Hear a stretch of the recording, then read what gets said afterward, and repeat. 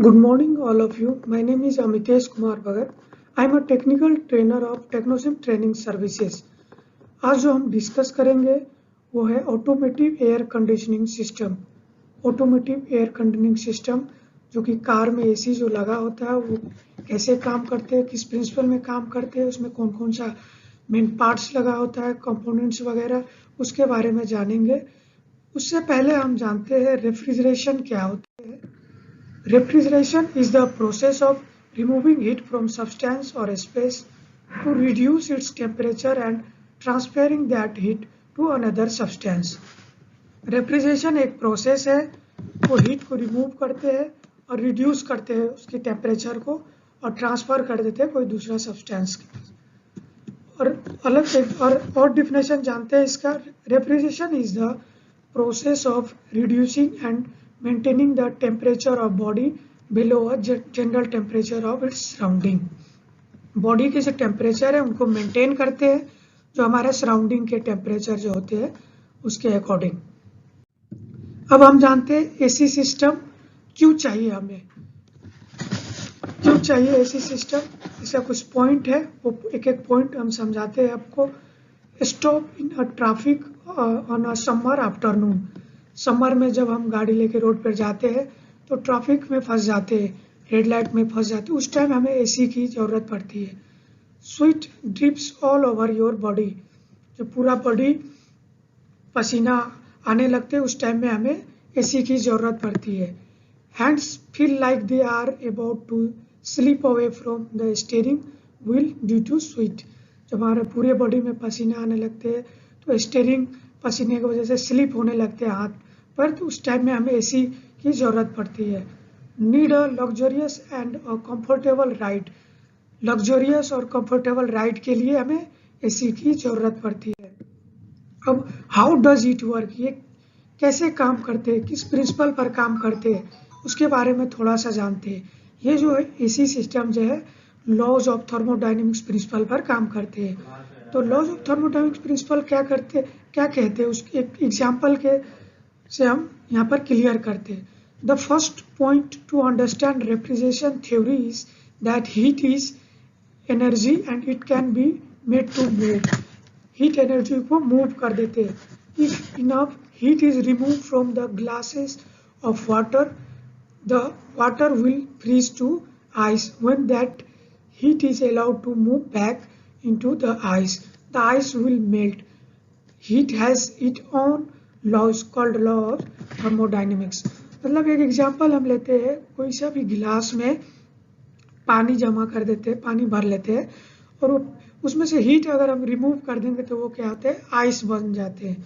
तो same vice versa इसका समझिए, जब वो आइस जो है उसमें से हम हीट रिमूव करेंगे तो वो पानी बन जाते हैं।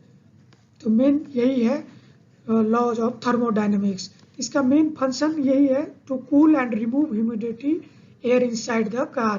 कार के ह्यूमिडिटी को रिमूव करना, ये एसी का मेन काम है।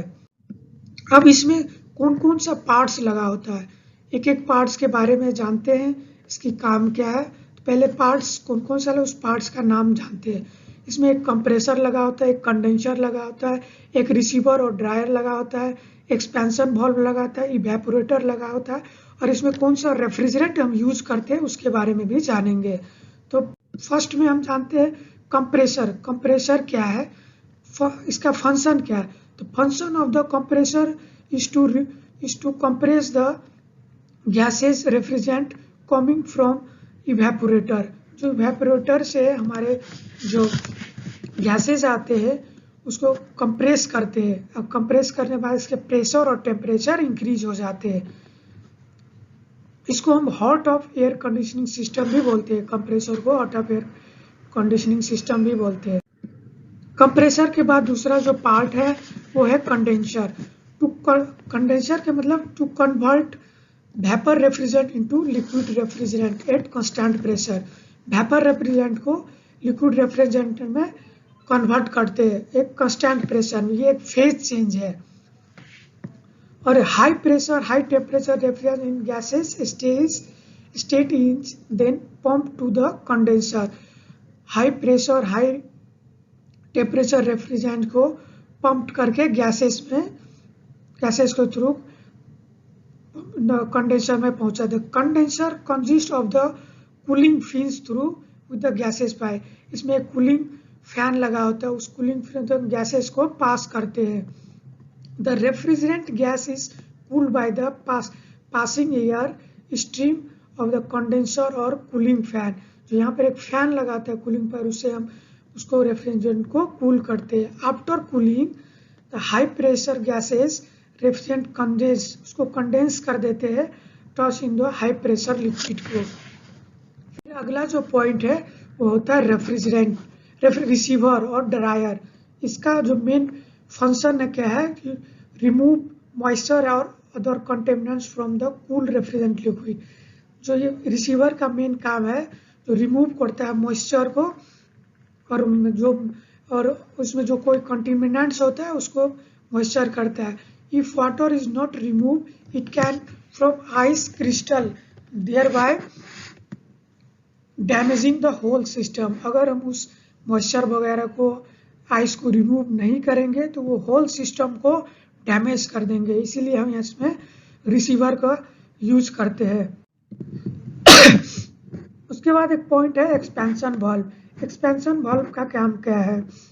The liquid refrigerant then travels through the expansion valve. Liquid refrigerant जो होते हैं वो ट्रेवल करते हैं एक्सपेंशन वाल्व के through. This drop the pressure of liquid, जो ड्रॉप है प्रेशर का।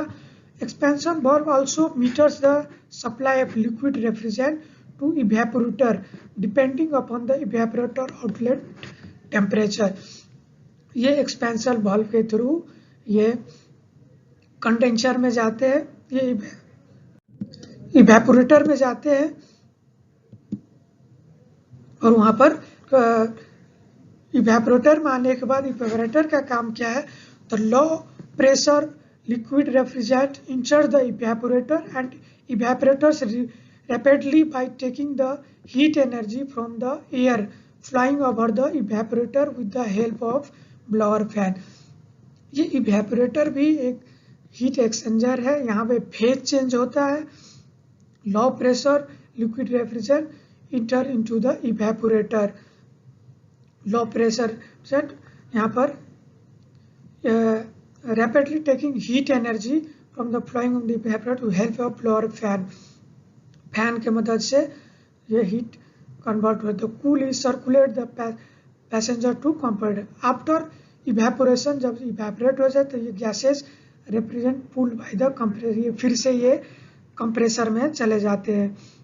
इसी थ्रू ये साइकिल फिर से चलने लगते हैं।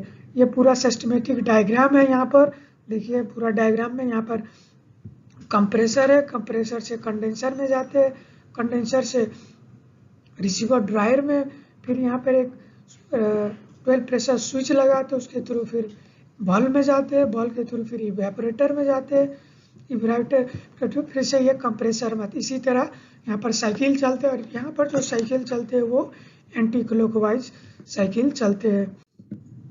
और यहाँ पर एक मोस्ट इम्पोर्टेंट बात यह है कि इसमें कौन सा रेफ्रिजरेंट हम यूज करते हैं। दो टाइप का रेफ्रिजरेंट यूज होते हैं। उससे पहले हम जानते हैं रेफ्रिजरेंट कहते हैं किसको। और रेफ्रिजरेंट इज अ सब्सटेंस और mixture usually of fluid use in a refrigeration cycle. एक सब्सटेंस और मिक्सर है, फ्लूइड का मिक्सर है जो कि हम रेफ्रिजरेशन साइकिल में यूज करते हैं।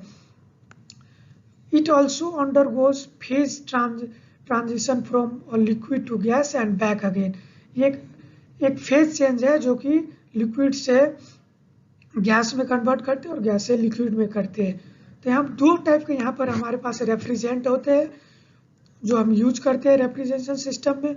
एक है R12 और दूसरा है R134A। पहले हम R12 यूज करते थे, लेकिन आजकल हम R134A यूज करते हैं।